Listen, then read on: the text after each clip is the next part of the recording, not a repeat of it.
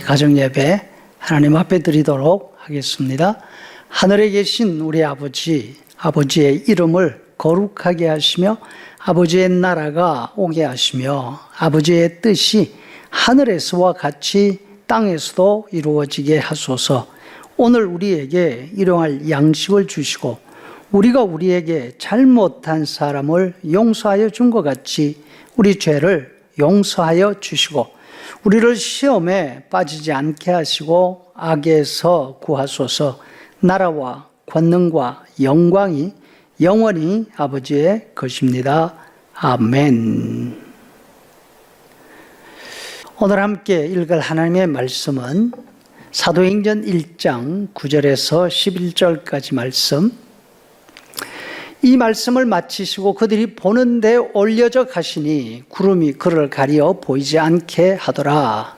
올라가실 때에 제자들이 자세히 하늘을 쳐다보고 있는데 흰옷 입은 두 사람이 그들 곁에 서서 이르되 갈릴리 사람들아 어찌하여 서서 하늘을 쳐다보느냐. 너희 가운데서 하늘로 올려지신 이 예수는 하늘로 가심을 본 그대로 오시리라 하였느니라. 아멘. 예수님이 죽으셨습니다.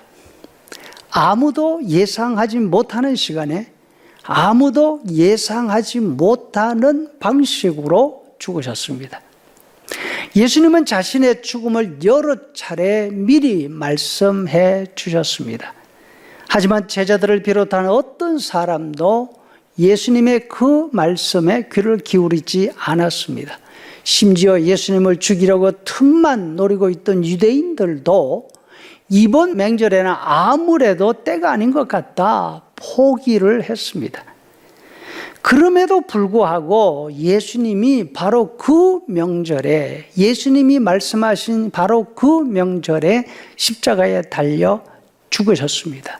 불과 단 이틀 만에 벌어진 일입니다. 세상을 뒤집어놓는 큰 사건이 일어나는 것은 우리가 생각하는 것만큼 그렇게 어렵거나 복잡하지 않습니다.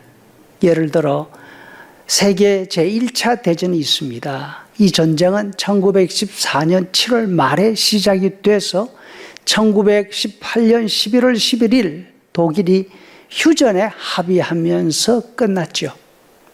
이 전쟁은 4년 이상 온 유럽을 전쟁의 구렁텅이로 몰아넣었습니다. 죽은 사람만 2,500만이었습니다. 이렇게 엄청난 참상을 낳은 대전이 시작된 것은 세르비아의 수도 사라예보에서 일어난 오스트리아 황태자의 암살 사건, 그거로부터 시작이 되었습니다. 예수님의 죽음도 아무도 예상하지 못한 곳에서 시작이 되었습니다. 예수님 가장 가까이에 있던 제자인 가룟 유다가 예수님을 배반합니다. 예수님을 죽일 기회만 노리고 있던 유대인들에게 가서 예수님을 잡을 수 있는 위치를 밀고 해 주었습니다. 유다가 성전 군병들이 이끌고 와서 예수님을 체포할 때까지 아무도 예상하지 못한 일이었습니다. 제자들을 비롯한 예수님을 따르는 사람들은 이번 명절을 통해서 예수님께서 거사를 완성하실 것이라고 생각했습니다. 예수님을 왕으로 모실 기대에 가득 차 있었고 제자들은 예수님 나라를 어떻게 조각할 건가 머리가 복잡했죠. 그러나 유다가 이끌고 온 성전 군인들에게 체포되신 예수님은 곧바로 산헤드린 앞에서 재판을 받으십니다. 해가 뜨기 전에 로마 총독 재판에서 사형 언도를 받으셨습니다. 아무도 접근할 수 없는 곳, 높은 벽과 굳은 철문으로 막혀있는 두 관정에서 일어난 일이죠. 예수님이 죽으신 후 동굴 무덤에 장사되었습니다. 군인들이 경계를 서고 있습니다. 대제사장과 총독의 관인이 찍혀서 봉쇄되어 있었습니다. 이번에도 아무도 예상하지 못하는 시간에 아무도 예상하지 못하는 방식으로 예수님이 부활하셨습니다. 예수님은 여러 번 자신의 부활을 예고하셨습니다. 아무도 귀담아 듣지 않았습니다. 믿지 않았습니다.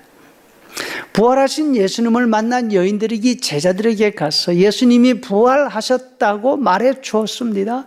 예수님의 말씀을 전했습니다. 그러나 제자들 가운데 예수님의 부활을 믿는 사람 아무도 없었습니다. 예수님이 자신들 앞에 나타나실 때까지. 그 후 예수님은 40일간 수시로 제자들에게 나타나셨습니다. 함께 식사를 하셨습니다. 앞으로 제자들이 할 일을 일러주셨습니다. 무엇보다도 예수님 자신이 하나님께로 올라가실 것을 말씀해 주셨습니다. 또 제자들이 예수님과 함께 한자리에 모여 있습니다. 예수님이 하늘로 올라가시는 모습을 보고 있습니다. 제자들 곁에는 천사 둘이 있었습니다.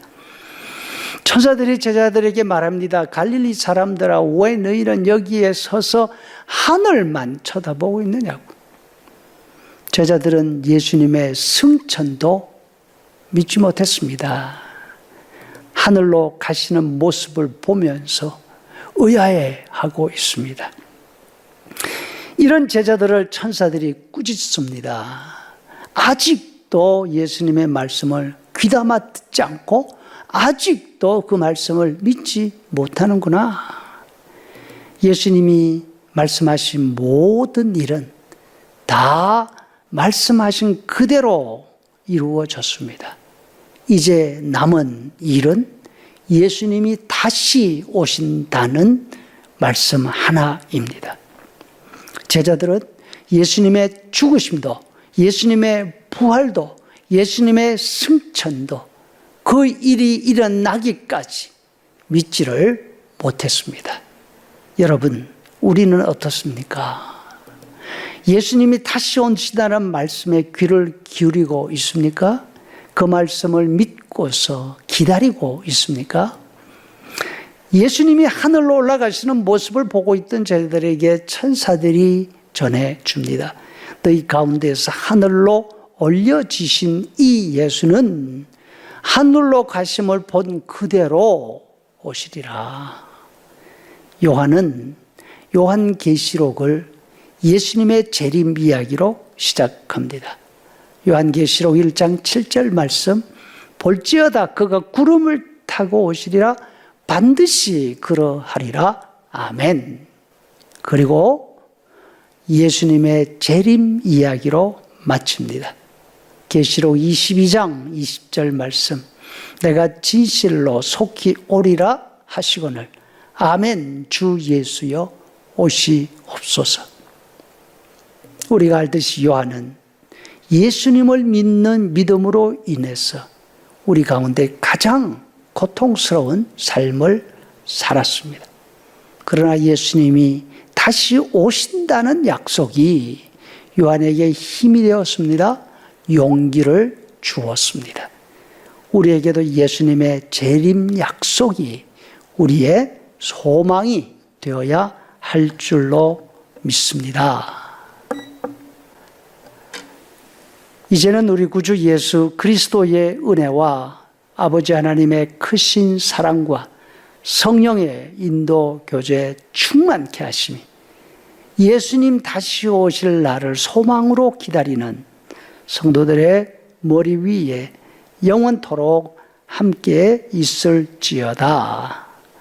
아멘.